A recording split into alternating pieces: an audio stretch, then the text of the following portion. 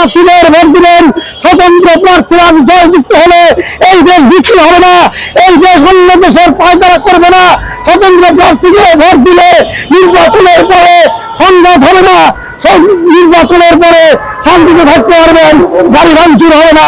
এই দুইটি অপরাজনীতিকে বিদায় দিয়ে স্বতন্ত্র প্রার্থীদের ভোট দিয়ে জয়যুক্ত করবেন, এই আহ্বান আমি রাখছি। আপনাদের কাছে বার্তা আহ্বান, স্বতন্ত্র প্রার্থী এই দেশের খাঁটি মানুষ, খেটে খাওয়া মানুষ, সাধারণ মানুষের কণ্ঠস্বর, সাধারণ মানুষের ভাগ্য নিয়ে তারা কোনো ছিনিমিনি খেলতে পারবে না, তাদের ছিনিমিনি খেলার সুযোগ নেই।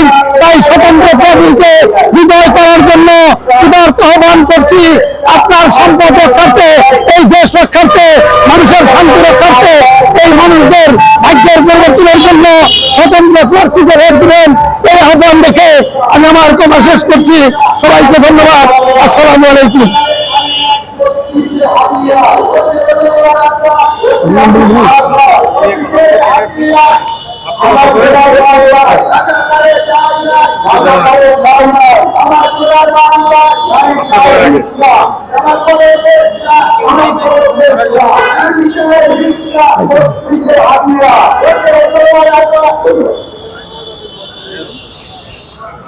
আকবর হোসেন ভাই তো আপনি তো না? হ্যাঁ,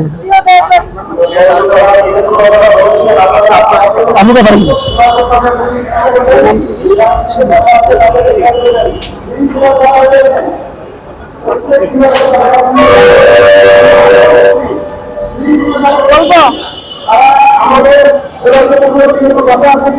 বিসমিল্লাহির রহমানির রহিম। প্রিয় দেশবাসী, আমি একজন মানসিক সংসদ সদস্য হতে চেয়েছিলাম, কিন্তু 1% ভোটের বৈষম্যতা এবং 50,000 টাকা মূল্যের কারণে আমি নির্বাচনে অংশগ্রহণ করতে পারি নাই। কিন্তু প্রিয় দেশবাসীর জন্য আমি স্বতন্ত্রের পক্ষ থেকে কথা বলতেছি, স্বতন্ত্রের পক্ষে কথা বলতেছি। আমাদের দেশে আমরা আমাদের ভবিষ্যৎ এবং আমাদের অধিকার নিয়ে আমরা কিছু কথা বলতে চাই। আমাদের দেশে আমরা এমন নেতৃত্ব চাই যারা পরিশুদ্ধিত এবং সত্য ন্যায়ের পথে সচল থাকবে এবং দেশকে সুন্দর সুশাসন ব্যবস্থা রোধ করবে। আর স্বতন্ত্র সরকার, ঐক্যমতের সরকার, বাংলাদেশে স্বতন্ত্ররা সুন্দর জনমত গঠন করে তোলার লক্ষ্যে সাংগঠনিকভাবে তারা কাজ করতে যাচ্ছে। স্বতন্ত্র প্রার্থীরা আমরা স্বতন্ত্র প্রার্থীদের পক্ষে আমরা ভোট দিতে চাই। সকলের কাছে, দেশবাসীর কাছে স্বতন্ত্র প্রার্থীদের জন্য আহ্বান জানাইতেছি যে আপনারা স্বতন্ত্র প্রার্থীদেরকে ভোট দিয়ে জয়যুক্ত করে আপনাদের দেশকে সুন্দর সমৃদ্ধশালী দেশ করার সুযোগ করে দিন। আসসালামু আলাইকুম। এখন বক্তব্য নিয়ে আসতেছেন আমাদের নেতৃবৃন্দ, অনেকে এসে সামনে এখনো আন্দোলন চলতে থাকবে। আমরা এই সমাবেশ দীর্ঘক্ষণ চলবে। আমরা যে কথাগুলো বলতে চাচ্ছি, দেশ ও মাটির স্বার্থে, ব্যক্তির স্বার্থে নয়, জনগণের স্বার্থে, আপনার সম্পদ রক্ষার্থে এখন বক্তব্য নিয়ে আসছেন। দীর্ঘদিন ধরে তিল করে এই স্বতন্ত্র প্রার্থীদের যে প্ল্যাটফর্ম তৈরি করেছেন, এই প্ল্যাটফর্মের অগ্রনায়ক যিনি বাংলার মাটিকে দাবিয়ে বেরিয়েছেন, যিনি আহ্বান করেছেন, মানুষকে ভালোবেসেছেন, মানুষের জন্য কাজ করছেন, সেই জনাব আব্দুর রহিম ভাই, স্বতন্ত্র প্রার্থী ঐক্য পরিষদের চেয়ারম্যান জনাব আব্দুর রহিম ভাইকে সংক্ষিপ্ত আকারে প্রথম একটি রূপরেখা বর্ণনা করার জন্য সবিনয় অনুরোধ করছি জনাব আব্দুর রহিম ভাইকে।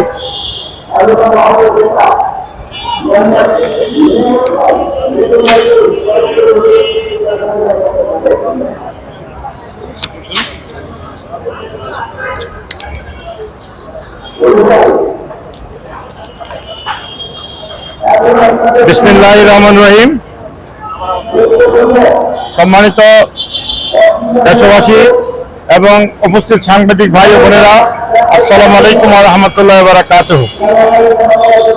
আমরা ইতিমধ্যে জেনেছি আমাদের করণীয়টা কি। আপনারা সবাই এটা জানেন যে বাংলাদেশে বিভিন্ন দলীয় রাজনীতির মারপ্যাচে এই 54 বছরে বা 55 বছরে এদেশের মানুষের সাথে ধোঁকা দেওয়া হয়েছে। আমরা কখনোই শান্তি পাইনি, কখনোই এদেশের মানুষের অধিকার তারা কথা দিয়ে কথা রাখেননি। এরকম ঘটনা যে আমার পরিবারের সাথে হয়নি তা না, এই ঘটনাগুলো আপনাদের পরিবারের সাথে হয়েছে। অর্থাৎ দলীয় পদ্ধতিতে বাংলাদেশে গত 54 বছরে যত সরকার প্রতিষ্ঠিত হয়েছে বা এই যে আজকে আরেকটি সরকার প্রতিষ্ঠিত হতে যাচ্ছে, আমি নিশ্চিত যে গতানুগতিকভাবেই এই সরকারও জনমানুষের আশা আকাঙ্ক্ষা বাস্তবায়ন করতে পারবেন না। তারা অনেক বড় বড় কথা বলছেন, মানুষকে কথা শোনাচ্ছেন, কথা দিচ্ছেন, কিন্তু দিন শেষে দেখবেন এই কথাগুলো বাস্তবায়ন হবে না। আমরা এটা বুঝতে পেরেছি বলেই আমরা বাংলাদেশ স্বতন্ত্র প্রার্থী ঐক্য পরিষদ নামে একটি সংগঠন আমরা তৈরি করেছি 2018 সালে, এবং এই সংগঠনের মাধ্যমে আমরা পরীক্ষামূলকভাবে বেশ কয়েকটি ভূমিকা রাজনীতির মাঠে আমরা কাজে লাগিয়েছি। আমরা এবারও বাংলাদেশের সকল আসন থেকে স্বতন্ত্র প্রার্থীদেরকে নিয়ে আমরা ঐক্যবদ্ধভাবে কিন্তু নির্বাচন করছি। আমাদের দাবি হচ্ছে একটাই, যে আমরা চাই স্বতন্ত্র সরকার বাংলাদেশে একবার প্রতিষ্ঠিত হোক।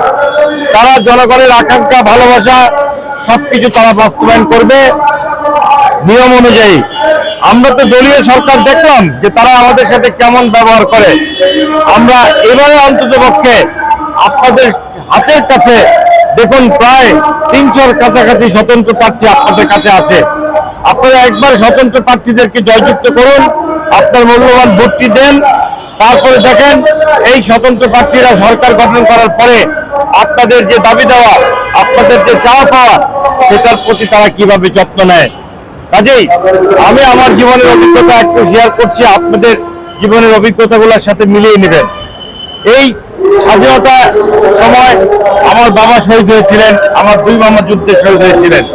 আপনারা সবাই জানেন এই প্রেস ক্লাবে আমরা 2 দফা দাবি নিয়ে আমরা কিন্তু দীর্ঘদিন আন্দোলন সংগ্রাম করেছি। আমরা বিভিন্ন সরকারের কাছে আমরা আবেদন জানিয়েছি। এই 2 দফা দাবির মধ্যে ছিল বস্তিবাসী পুনর্বাসন। সারা বাংলাদেশের বস্তিবাসী পুনর্বাসনের দাবি জানিয়েছি, কিন্তু সরকার এখন পর্যন্ত সেই পুনর্বাসনের কাজ শুরু করেননি। আমরা এও বলেছিলাম যে দেখেন ভাষানটেকের মতো একটা জায়গাতে সরকারি টাকা ছাড়া 15,000 অ্যাপার্টমেন্ট তৈরি হচ্ছিল। এটা ফ্যাসিস্ট হাসিনা এই বাস্তবায়ন চুক্তিটি বাতিল করে দিয়েছিল 2010 সালে। আপনারা দয়া করে একটা চিঠির মাধ্যমে এই বাতিল আদেশটা প্রত্যাহার করেন। যে কাজটা করতে 5 মিনিট সময় লাগে না। কিন্তু আজকের যে সরকার, আমাদের অন্তর্বর্তীকালীন সরকার, তারা কিন্তু সেই কাজটা এখনো করেন নাই, করতে পারেন নাই, করতে চান না। কারণ এটা গরিব মানুষের কাজ, এটা গরিবের দাবি, এটা তাদের ভালো লাগে না। তাদের এই আচরণ ব্যবহার নিয়ে আমি এই প্রেস ক্লাবে বহু কথা বলেছি, এগুলো আপনারা ইউটিউবে সার্চ করলে পাবেন। এখন আসেন, আমি শহীদ পরিবার হিসেবে আমার কর্মীরতা বাজার নিয়ে কথা বলেছি। স্বাধীনতার পর সরকারি মদতে অবৈধভাবে এই সম্পদটা দখল করে নিয়েছিল, যার বিপরীতে আজকে এই 54 বছরে আমি সরকারের কাছে 8,000 কোটি টাকা পাওনা হয়েছি। এই 8,000 কোটি টাকা কলমিয়তা বাজারে জমির মূল্য, এখানে আমার 118টা ঘর ছিল, এই ঘর থেকে ভাড়া আসতো এবং গাছপালা ছিল এবং আমার ব্যবসা ছিল। এই যাবতীয় লস, যেটা লোকসান তারা করেছে, সেটা ক্ষতিপূরণ আইন অনুযায়ী এই টাকার পরিমাণ তারা 8,000 কোটি টাকার উপরে। আমরা এই দাবির পরিপ্রেক্ষিতে সর্বোচ্চ আদালত পর্যন্ত এই ক্ষতিপূরণ দেওয়ার ব্যাপারে সরকারের উপরে নির্দেশ দেওয়া আছে। 2 মাস সময় নির্ধারণ করে দিয়েও আদালত রায় দিয়েছে। কিন্তু আমাদের ডিসি ঢাকা, আমাদের আজকের যিনি প্রধান উপদেষ্টা এবং সিটি কর্পোরেশন উত্তর, এমনকি আপনার অন্যান্য সংশ্লিষ্ট কর্মকর্তারা, দুর্নীতি দমন কমিশন, তারা কেউই কাজ করছেন না, তাল বাহানা করছেন। তাহলে আমরা এই সরকারকে আমরা কি করব? আমরা 54 বছরের সরকার, প্রথম মুক্তিযুদ্ধ যখন হলো দেশে, সেই শহীদদের অধিকার তারা কিন্তু প্রতিষ্ঠা করতে ব্যর্থ হয়েছে। আজকে আবার 24-এর যে আন্দোলন সংগ্রাম, সেখানেও আমরা ভূমিকা রেখেছি। আজ 24-এর যে আশা আকাঙ্ক্ষা সেটাও তারা বাস্তবায়ন করতে পারেন নাই। এখন নির্বাচনকে সামনে রেখে তারা দেশবাসীকে ধোঁকা দিচ্ছে।